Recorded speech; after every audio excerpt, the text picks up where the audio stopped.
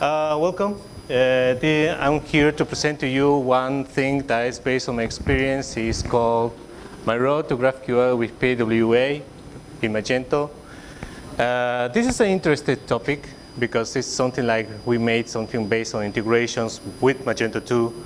And based on this integration that we have been working on, everything went successfully because everything was based on a good organization that we have as a team in the workplace. So let's go ahead. First of all, as you can see, my name is Oscar Rolando Gamboa Acho. I'm 33 years old. I'm from Cochabamba, Bolivia. It's in South America, so I'm from Latin America. I'm a backend developer on Acid Labs. It's a Chilean company. And well, I'm really passionate about technology. I make some contributions and do that kind of stuff. So development is something like I really love. I enjoy it a lot. About when it comes to e-commerce and developing new modules and giving maintenance as well is something I love every time. So in this case, I love to make contributions by making new modules in open source, just in order to contribute to other developers, and also sharing a new content on a regular basis. So yeah, that's me, but I'm not a dog. I'm just a guy who always likes to code all the time, right? As if you don't know where is Bolivia, Bolivia is also right here. Oh, for example, it just comes so far away, just crossing all the ocean. So, well, it was not as easy as it looked like, but I totally made it. So, right here, just in order to see the definitions, let's see what is GraphQL and what is PWA about. When I was at the beginning, I didn't know much about GraphQL because there is something like considered GraphQL something like a language. But what kind of language? It is just something like a query language, just in order to get some information, get data, but from where? Maybe you can say an entity, custom attributes, or something like you need to get some information from the products as well. So GraphQL was introduced in Magento 2.3.4. So in this version of Magento was introduced, and well, it was focused on the integrations with some libraries with JavaScript, as I can see, or at least in that moment. But there are certain operations that you can make with GraphQL and it is based on mutations and queries. Of course, that you need to get some information from queries. You just make some requests. And what about some other operations? What about posting, deleting, or updating the information from the custom tables that you made? And that's the case that we use mutations. But in that case, when you see GraphQL, when I saw for the first time, I thought it was just something like a JSON file. Because maybe the structure is almost the same, just like a dictionary, but at the end, it's just something like a schema that it's represented by presenting the information and just how to obtain, or how to get this data across when you make some requests in your module. So let's going forward. There comes the PWA. But what is PWA? I know GraphQL, but what about the whole context of PWA? What PWA stands for Progressive Web Applications. It is just something like you have a code base, and you are running this code base in different places, in many systems. So in this case, yeah, Progressive Web App is just run multiple platforms and devices, and it's something like you have a great advantage just in order to run in different places, in different apps when it comes to develop the new ideas. And of course, the deploy is easy. It's easy to understand, easy to maintain. There's no more issues. I think it is a kind of huge advantage that you can have with PWA by developing the new modules that you can have in Magento. In Magento, you build the schemas and you provide to the front-end developers maybe the whole information and the whole operations that they are going to check. And the front-end developer is going to execute these functions that you have made inside the GraphQL in the integrations. And the backend developer is going to build some tables and there's some entities. So in this case, it's pretty easy. It's an interesting movement that you can make in Magento 2. So yeah. But let me start with this road. And let's start just like a fairy tale. Because there was upon a time a developer who doesn't have any idea what was GraphQL at the beginning. He didn't know I didn't even know the concept itself. So in this case, I was just checking around and I was just thinking like GraphQL looks like a JSON, but it's not. You just build in a schema and you have all the schema just in order to get this information. So I was just like, I don't know what am I talking about. But maybe you can be wrong at the beginning, but if you break things, you will learn it.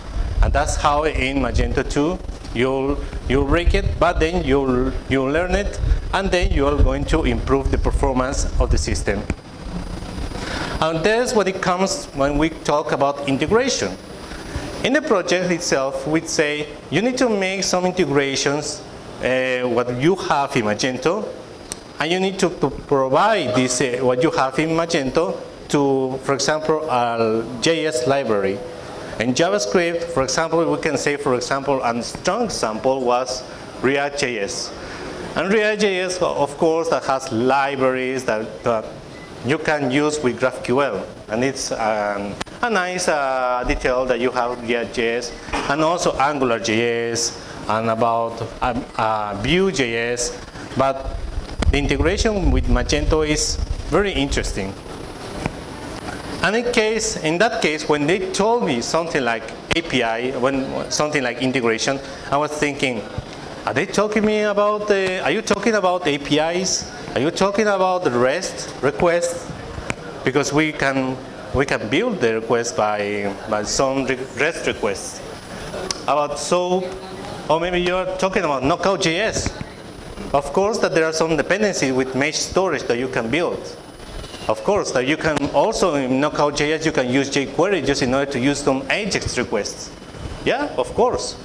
But for example, maybe Knockout.js can do those things, but in React.js you can do the same thing. But in this case, you need to call some libraries in React.js, for example, and use with GraphQL and need to make all these calls inside React.js with only GraphQL URL. So I think that by taking the APIs, REST requests, by REST operations, it's a kind of time consuming because you have a bunch of lists of endpoints, a lot of endpoints, because once the project is growing, all these endpoints that you have available is something like kind of confusing, something awkward, and you'll feel stressed because you have a bunch of list of endpoints. So it's time consuming. It's a kind of expensive to deal with this. So in this case, I don't recommend to follow in this way. When it comes to, for example, let me see. When it comes to make this comparison with GraphQL and REST, first of all, let's see the operations. When it comes to GraphQL, you have only queries and mutations. Queries is just for getting this information, getting data for custom tables, and mutations are for operations that you use for posting, deleting, or updating this information. There are just certain operations that you can make. But what about REST? You have 4. Create, read, update, and delete. Yeah, it could be 4, but 2 versus 4, I prefer these 2. And what about the development speed? GraphQL is rapid, it's quick, and there's no more issues with the execution of time sometimes. So in this case, what about REST? The development process could be slower. Sometimes you can take a long time by creating new endpoints. And what about the community? Well, the community of GraphQL is growing. With the pass of the months and the years, of course, it keeps growing, the community with GraphQL in Magento. Well, when it comes to REST, well, it's quite large, of course, I admit it. But I think the advantages that we can find with GraphQL during the practice, I think you will notice that this is very convincing. And what about the organized in terms of, well, there's a schema, a type system, and in REST there are, well, the list of endpoints that I mentioned before. So the advantages that we can have with GraphQL is the performance. It's fast, no multiple network calls. You don't have that kind of problem by calling all the time. For example, and it's easy, it's understandable, there's no complexity. You have to build all the schema in GraphQL, and you have to build, how am I going to present, for example, a person information. What contains a person? It contains name, last name, age, address.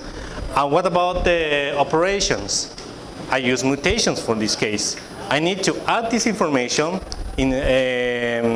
with mutations by posting this information to my custom entity table. So it's very easy, it's understandable, and it's not a big deal. And it's simplified. Inside the structured nodes can be used for other requests. If you build a node, it cannot be used just for only one purpose. You can be used for other things as well. There's a use of common in this, because, for example, what do the person contains? Name, last name, and age. But when it comes to, for example, well, I can say a dog as well. Dog contains always a name and age. It can be a requirement, yeah, for dogs and person, but in this case, it's a pretty common, and you don't need to create another node for this. So in this case, yeah, it could be as well. And for shipping, for example, in shipping, it is asking you for the name and the address as well. In customer, the same thing. You can use this same node for both purposes. So it's something pretty common.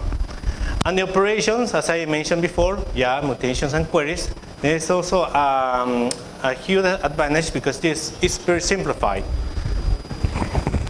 So the role is in this way. You have to build a request first, then understanding the schema. You have built the schema, then you need to make sure that the schema is correctly elaborated, and then how am I going to apply the logic? One time you got all the schema, you need to proceed with the operation. How am I going to manipulate this information? In this case, I'm going to apply by obtaining this data or deleting this information by one request. And then organize queries and data response. Once you finish all the schemas, you need to organize. Maybe there is a node that requires to fill this information, but this node has another purpose. Well, I need to organize and just have one node.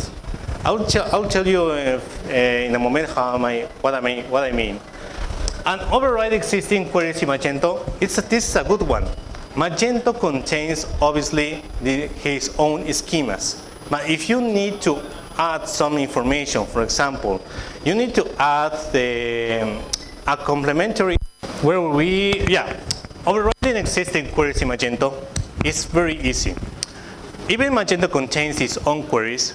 You can override them by adding some data. For example, you find a schema in Magento that is completely huge, but just in order to override in your own module, you just need to add only one particular attribute, and that's all. It's not necessary to override the whole content of a query instead. So in this case, it's very easy to override queries and create your own modules in resolvers. And what is a resolver? Is where you implement the logic of one query or in one mutation. In this case, if you want to add information, for example, for a custom entity, in this resolver, you'll proceed with this case. So in this part, once you got everything, the resolver, when you are applying the logic, and also the query, where is the schema, you need to put it to the test.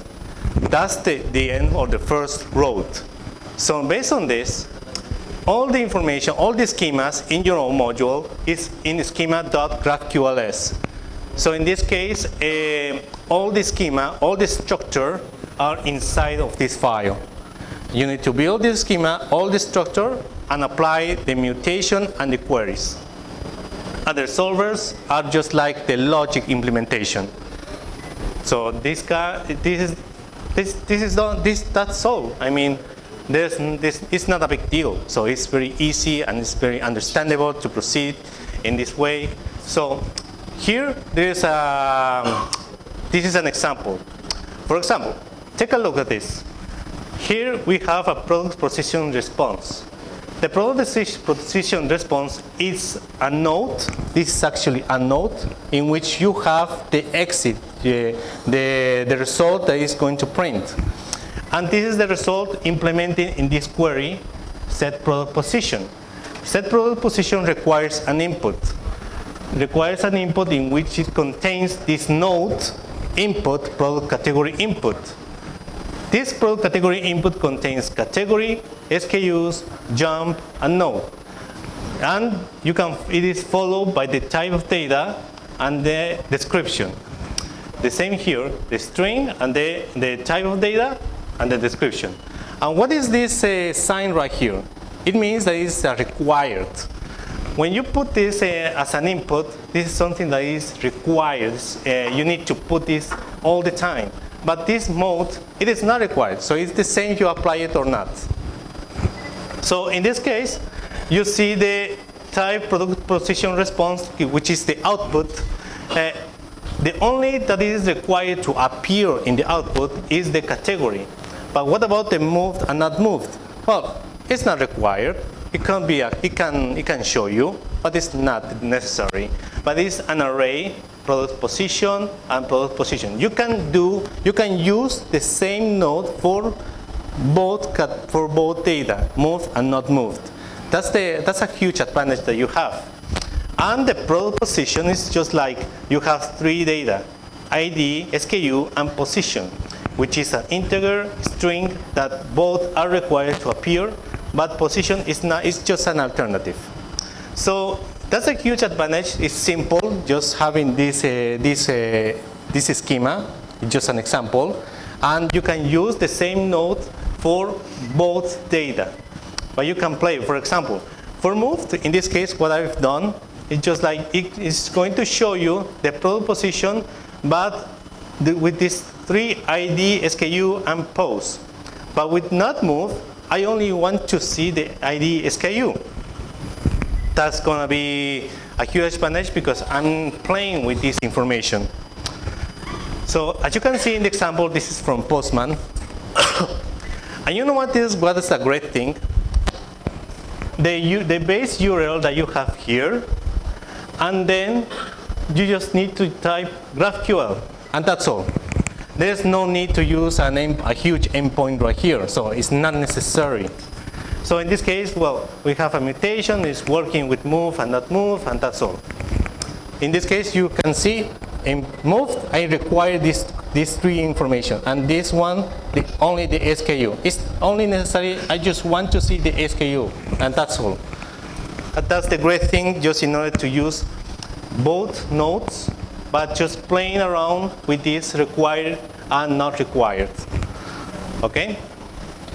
So that's the input as well. The category, SKUs, jump, and node that you put in Postman, just in order to declare here, right here.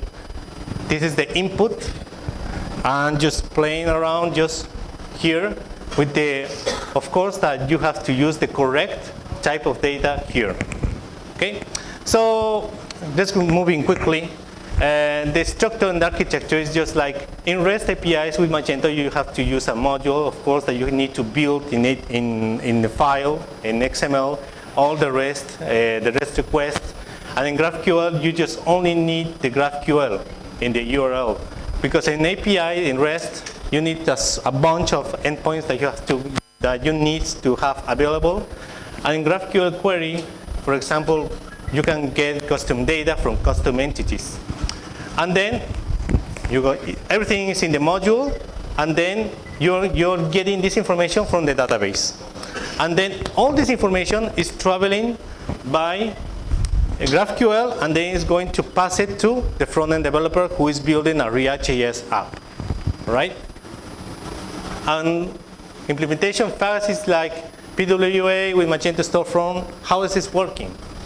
PWA has is just like having a code base, just in order to a code base that could be implemented in so many places. So that's a huge advantage that we have with PWA. And there's apps that we can use, for example.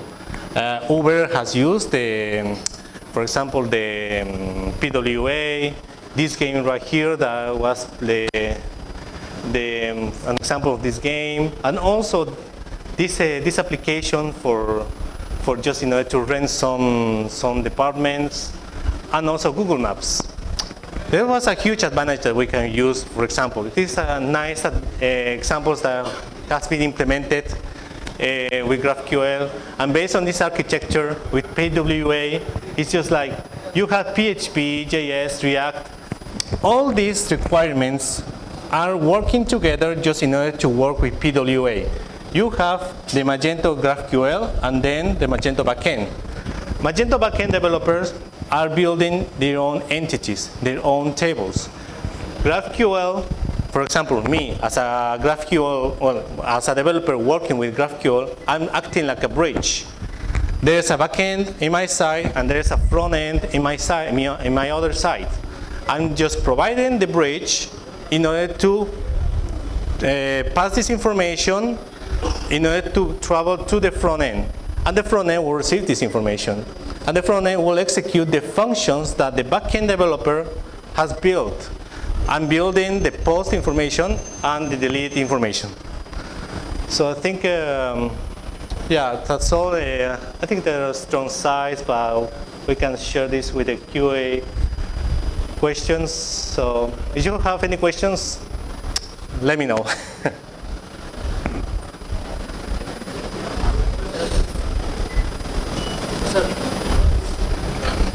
Sir, I have two technical questions regarding the GraphQL.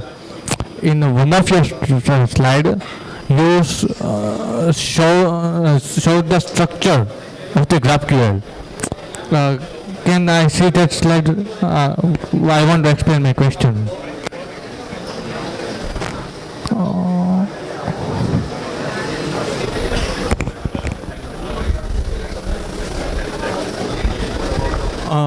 Yes, in this there is capital letters in starting of the data type, string and integer. So these are in blue color, string and integer written. String exclamation mark. Which part? Second part, sir. Second part. SKUs colon string. So I am asking about the string. Yes. The string is the class or PHP data type.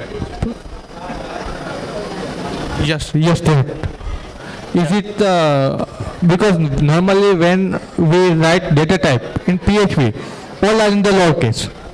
But here it is S capital.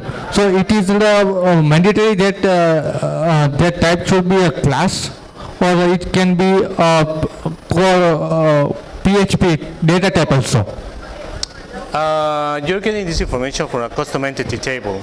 In this case, it is a string, and also I'm declaring that this is a string in GraphQL. All right. If you put the wrong data, the wrong type of data, it's going to show you a GraphQL input exception. In this case, you need to coincidence the data types in this case. So that's the reason why we have, for example, managed some exceptions like throw GraphQL input exception in the try catch, and you need to validate this. So I think is that No, that is not my question. My question is, what can be other words that can be there, like string, integer, product positions? These all are user-defined class or core. I just have to interrupt you because we have another session. Okay, so no problem. We have you can always grab our questions. okay.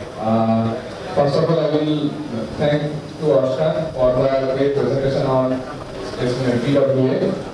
It was nice to have his experience here and Meet Magento. Thank you, Oscar, and a big round of applause for Oscar.